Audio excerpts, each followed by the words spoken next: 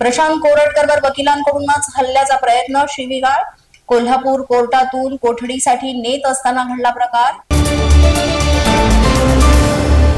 कोरटकरच्या अटकेवेळेस CM कार्यालयातील कर्मचारी सोबत होते. काँग्रेस प्रवक्ते अतुल लोंढे यांचा आरोप, तर भाजप प्रवक्ते केशव उपाध्ये यांनी हे आरोप फेटाळले.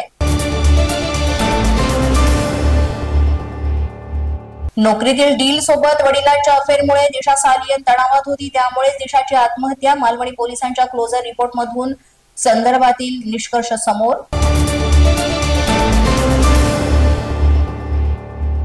बाबा सिद्दीकी यांच्या पत्नीकडून हस्तक्षेप याचिका दाखल. अटक केलेल्या आरोपींविरुद्धच्या कारवाईमध्ये सामील होण्याची विनंती.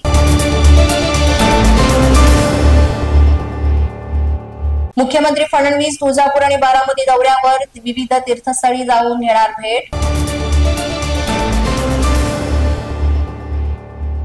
पुण्यातील पोर्शेकार अपघातातील रक्ताच्या नमुन्यातील अहवालाची अदलाबदल करणाऱ्या डॉक्टरांचा परवाना रद्द करा. पोलिसांची महाराष्ट्र मेडिकल कौन्सिलकडे मागणी.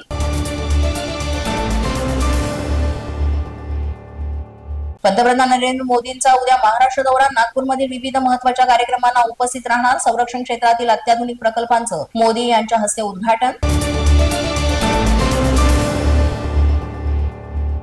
गुढीपाडव्याच्या स्वागत यात्रेमुळे डोंबिवलीतील वाहतुकीमध्ये मोठा बदल. वाहतूक कोंडी टाळण्यासाठी फडके रोड, छत्रपती शिवाजी महाराज चौक, कोपर उड्डाणपूल आणि टिळक रोड राहणार बंद.